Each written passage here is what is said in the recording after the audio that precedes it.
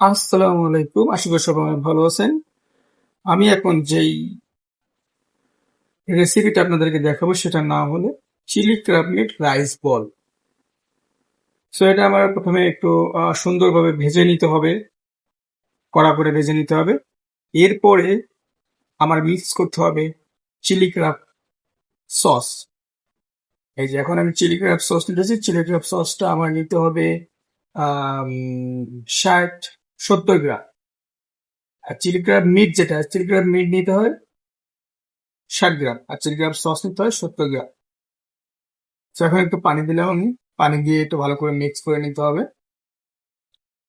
এরপর এটাকে একটা নির্দিষ্ট টেম্পারেচারে এটাকে জ্বালাতে হবে। পানিটা একটু শুকিয়ে গেলে এখন আমাকে বানাতে হবে এটা ডেকোরেশন, কিভাবে এটা আমার ডেকোরেশন করতে হয় সেটা বানাতে হবে। সো আমি প্রথমে দিয়ে দিলাম একটা লেটুস পাতা, এরপর দিয়ে দিলাম 1 বাটি ভাত। তো এই ভাতটাকে আমার বাড়িটাতে সমান করে সমতল ভাবে আর কি দিতে হবে। দেওয়ার পরে চিলকার পেস্টটা এখানে ঢেলে দিতে হবে।